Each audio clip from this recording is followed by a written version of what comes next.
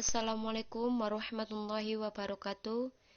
Perkenalkan, nama saya Rizky Ananda. Di sini saya akan mempresentasikan tentang pemikiran Kiai Haji Hasyim Asy'ari tentang pendidikan Islam.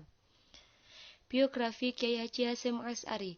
Kiai Haji Hasyim Asy'ari lahir di Desa Gendang, salah satu desa di Kabupaten Jombang, Jawa Timur, pada hari Selasa Kliwon tanggal 24 Zulqa'dah 1287 Hijriah atau bertepatan pada 25 Juli 1871 Masehi. Nama lengkap beliau adalah Muhammad Hasyim Asy'ari, Ibnu Abdul Al-Wahid, Ibnu Abdul Al-Halim, yang mempunyai gelar Pangeran Bona, Ibnu Abdul Ar-Rahman, yang dikenal dengan sebutan Jakatingkir Sultan Hadiwiyata, Ibnu Abdul Allah, Ibnu Abdul Al-Aziz, Ibnu Abdul Al-Fatah, Ibnu Maulana Ishal dari Raden Ain Al-Yaqin yang disebut dengan Sunan Giri. Karya-karya Kiai Haji Hasyim Asy'ari. Beberapa buku yang telah ditulis oleh Kiai Haji Hasyim Asy'ari untuk menjawab permasalahan-permasalahan yang terjadi dalam masyarakat.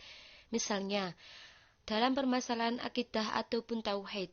Oleh karena itu, beliau menulis ilmu-ilmu yang telah dipelajari semasa hidupnya agar mempermudah untuk generasi setelahnya. Pemikiran pendidikan Islam menurut Kiai Haji Hasyim Asy'ari. Dalam sebuah lembaga pendidikan pasti memiliki tujuan untuk mencetak generasi yang unggul untuk kedepannya, agar dapat berguna bagi bangsa, negara, dan agama.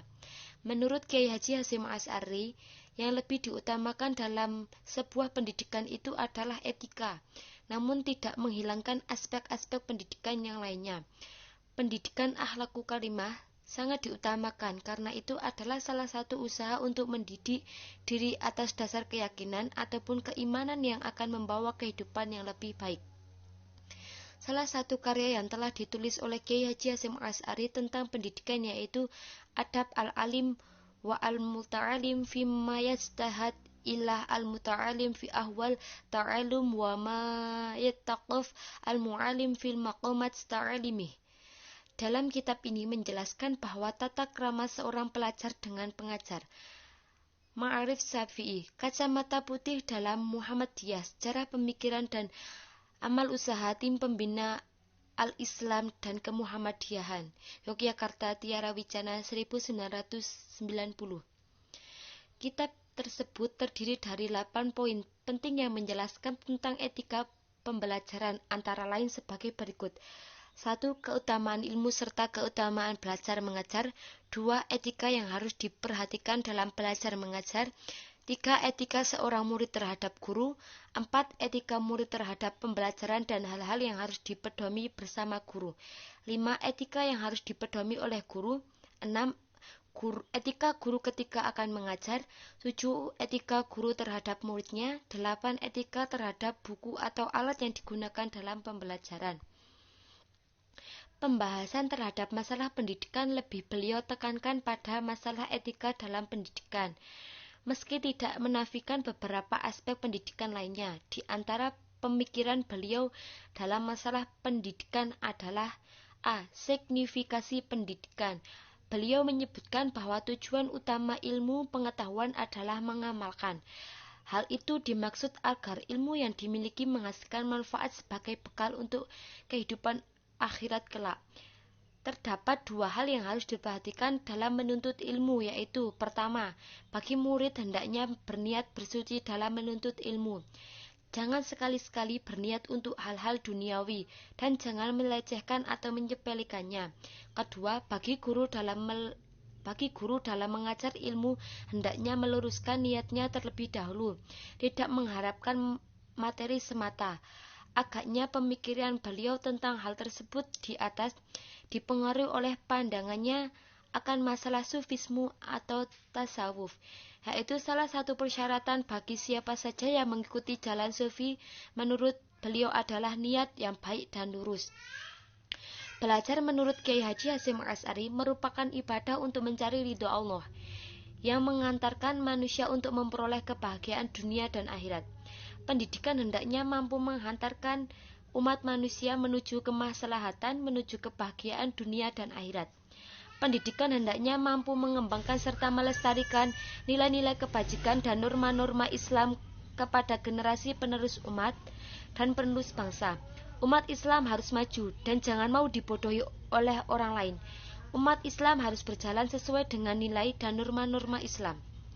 Sistem pendidikan di pesantren yang selama ini terlihat kolot, hanya terjadi komunikasi satu arah, guru-guru satu-satunya sumber pengajaran, dan murid hanya menjadi objek yang berhak duduk, dengar, catat, dan hafal, atau DDCH. Apa yang dikatakan guru? Namun pemikirannya yang ditawarkan oleh Kiai Haji Hasyim Asy'ari lebih terbuka, inovatif, dan progresif. Beliau memberikan kesempatan para santri untuk mengambil dan mengikuti pendapat para ulama, tetapi harus hati-hati dan menanggapi ikhtilaf para ulama. Hal tersebut senada dengan pemikiran beliau tentang fiqh. Beliau meminta umat Islam untuk berhati-hati pada mereka yang mengklaim mampu menjalankan ijtihad, yaitu kaum Demokris yang menemukan pendapat mereka tanpa memiliki persyaratan yang cukup untuk berijtihad. Itu hanya berdasarkan pertimbangan pemikiran semata. Beliau percaya taklid itu diperolehkan bagi sebagian umat Islam dan tidak boleh hanya ditunjukkan pada mereka yang mampu melakukan ijtihad.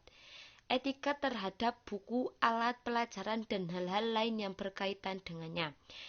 Satu hal yang menarik dan terlihat beda dengan materi-materi yang bisa disampaikan dalam ilmu pendidikan umumnya adalah etika, namun biasanya hanya bersifat kasuistik dan seringkali tidak tertulis, dan seringkali juga hanya dianggap sebagai aturan yang umum berlaku dan cukup diketahui oleh masing-masing individu. Akan tetapi, Kiai Haji Hasyim Asy'ari memandang bahwa etika tersebut penting dan perlu diperhatikan. Di antara etika tersebut adalah menganjurkan untuk mengusahakan agar memiliki buku, merelakan dan mengizinkan bila ada kawan meminjam buku pelajaran sebaiknya bagi meminjam menjaga barang pinjamannya, memeriksa dahulu bila membeli dan meminjamnya. Bila menyalin buku syariah hendaknya bersuci dan mengawali dengan basmalah, sedangkan bila ilmu retorika atau semacamnya maka mulailah dengan hamdalah dan sholawat Nabi. Sekian dan terima kasih. Adakah yang mau bertanya atau menambahkan? Sekian dari saya. Kalau ada kesalahan mohon maaf yang sebesar-besarnya. Wassalamualaikum warahmatullahi wabarakatuh.